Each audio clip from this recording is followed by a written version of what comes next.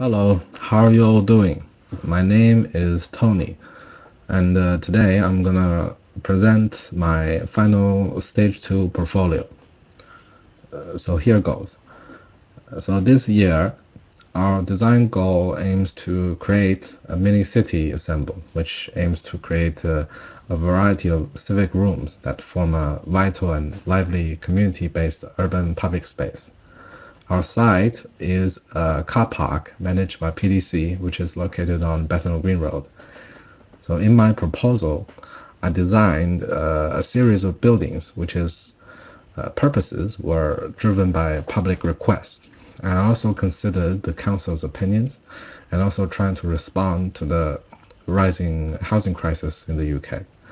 So overall, my proposal can be seen as the residential complex that sits on top of various designated community-driven civic spaces on the ground floor. So now we move to the portfolio part. So this page is about the photos I've taken during this term. This page is about context introduction. It shows the plan, and I marked several key features that I need to pay attention to. So the corner of the road is a very crucial spot where people are able to see both potential entrances to the site. And the Bethnal Green entrance is quite narrow. Right along the entrance to the south is the PDC school. On Tynan Street, there is a community center. Sitting on the side, there is this building which serves as a disability equipment showroom. A Barnet Grove Street elevation. You can see the social housing complex to the north of our site. So the surrounding building shares similar materiality, which should be considered as key reference for future proposals. And on Bethnal Green Road, there is a lot of shops, which consists of different colored storefronts. The entrance to the site is very narrow. A little portion of the PDC school can be seen from the street. On Tynan Street, people are able to see the community center. However, Tynan Street is rather quiet and would not attract a lot of people into the site. So later on, I'm considering to move the community center part of the site to another location. This page is about site surveying. So we went to the site and asked the public what we want in general from the pamphlet. They said they want a green space, a community space, and an art space. I'll be later on taking this into consideration and improve my design. The following 2 pages are about the art scene research of our site. So me and my classmates, we did some research early during the stage, and we found out that there's a vibrant art scene around the Bethnal Green Road, and especially it extends to Shoreditch area. We figured that we could further extend this art scene into the mini city ensemble area. We also paid a visit to the council, and the officers there gave us some good suggestions. So based on those suggestions, I researched in different areas of the site. So I considered the lighting conditions and also looked into the noise levels and figured the residential buildings should be located further away from Bethnal Green Road. And I also looked at the Economist building. I think the building referenced to the site quite well in terms of matching building heights and also matching architectural language. I also think I should look at how I should design the tractor to match the building height of the church tower located near our site. The following 2 slides are about the massing models that I did this semester. I was generally looking at the scale and lighting conditions, and later on I made a model with wood testing out materiality, and then I moved into a digital space to further correct the scale and lighting condition. This page shows several iterations of the ground floor plan, and I've used different types of drawing techniques throughout the design process, and eventually during the last several iterations I've applied this grid drawing style. And here are some sketches of the final iteration. So this is the final iteration ground floor plan at 1 to 200. From the ground floor plan, there's no residential units on this level. So all residential units start from the first floor for increased security, and will make room for more generous community-driven spaces on the ground floor. From Bethnal Green Road, the Attractor building has an entrance space and a wood workshop open to the public. The center courtyard has a vegetable garden and hard landscape water fountain platform. To the north of the border of the site, there is an archive library. Facing Turner Street, the ground floor of the residential tower is a civic space with furniture placed for public use. Attached alongside is a children's playroom. This is the final iteration of the first floor plan. And the first floor plan shows the addition of residential units and gym extension. In addition, the first floor of the Attractor building will be an art exhibition space. The plan also shows general layout of the first floor plan of the duplex residential units, and these units are connected by several platforms and staircases. The gym is designed for increased capacity because of more residential apartments on the site. It also widens the audience by increasing the gym function from boxing training center to a more suitable for exercise purposes. This is the final iteration of the second and third floor plan at 1 to 200. So the second and third floor plan shows the additional of residential units on top of the gym extension. In addition, the plan shows the Attractor building will be convertible teaching and community space. The plan also shows general layout of the second floor plan of the duplex residential units. The platforms outside the residential apartments serve as a more intimate outdoor space for residents, and they'll be able to enjoy weather, read a book, have a quick lunch, or interact with neighbors without the disturbance of the public on the ground floor. So here we have the material allocation page. Early on, I've color-coded the plan to sort of test out where the materials all go. And since I'll be demolishing the community center and the disability showroom, we will have recycled bricks available. But I imagine that if we're trying to demolish it, there won't be much bricks left.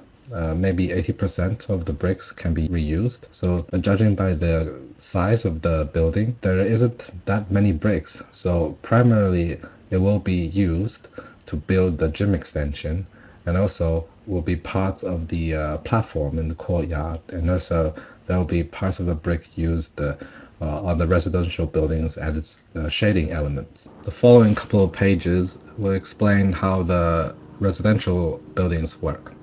So there are three types of residential buildings. The first type is the residential tower. It's located facing Turning Street, and it's a single balcony duplex facing the street, consists of 2 bedrooms on the second floor. And the first floor has a study, a kitchen, and a living room. The plan was designed based on plans from Bafang Tower. And on this page, you can see a nighttime visualization of the proposed residential tower, showing materiality and mainly glass, 2 different kinds of timber, and also the recycled bricks as the shading element. In addition, on the right, you may find visualizations of the interior space. The balconies are located facing south, which will receive more sunlight and provide better outdoor conditions on the balconies.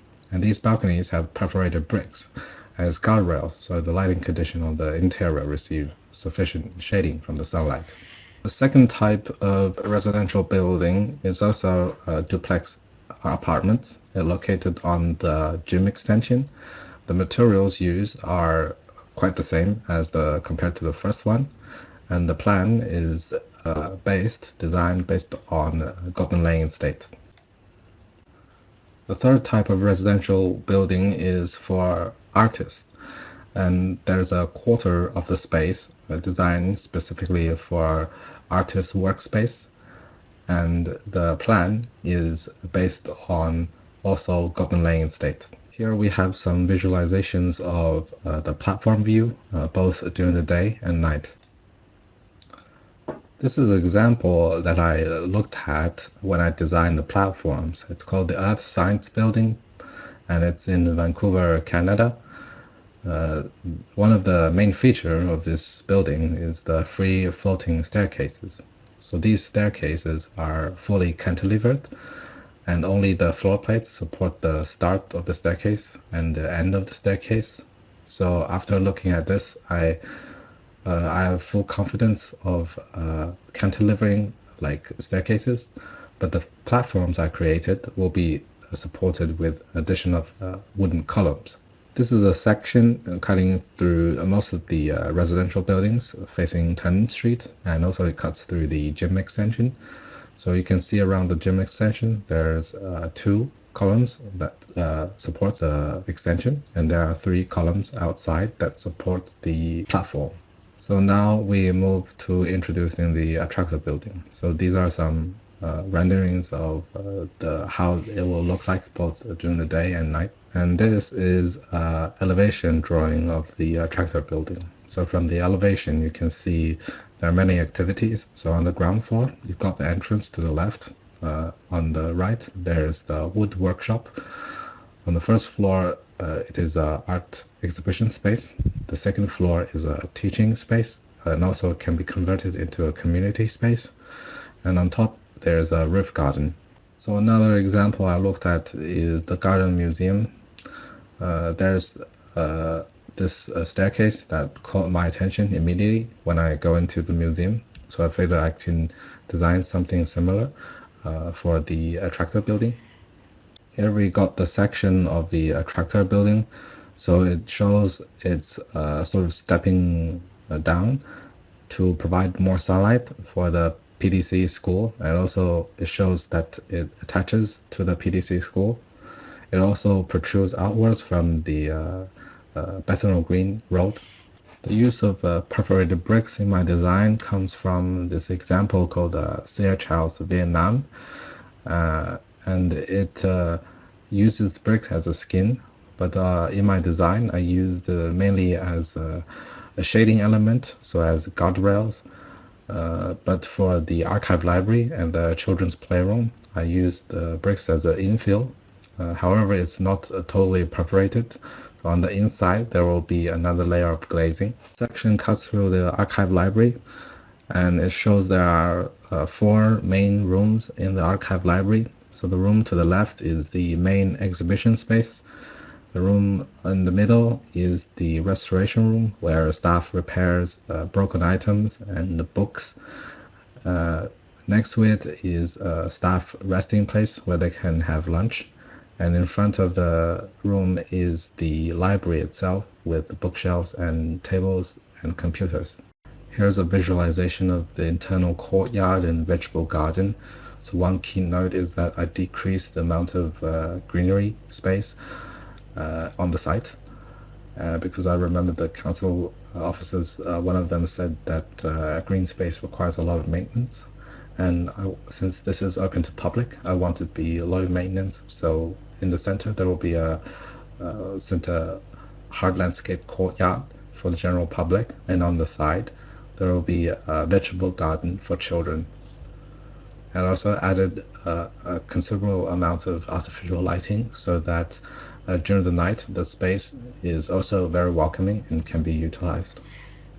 So I'm trying to, on this page, figure out how these CLT boards go together and did some research on that. Also looked at CLT's board dimension and maximum roof span, so I can figure out where the columns go. I also looked at sections in detail. On this page, it shows the lighting strategy for the social housings and for my own building. So I've did some computer simulations, and during the winter solstice times, there's just not much shadow on the site. There's nothing I can do. During the summer, it's pretty much okay. And I used autumn as a key time for referencing lighting conditions during my design. So I also looked at visualizations from the social housing residents' point of view. And finally, we have the photo montage. So the first image is the attractor building on the site. The second image is the center courtyard, and the third one is the intersection. Okay, the end. Goodbye.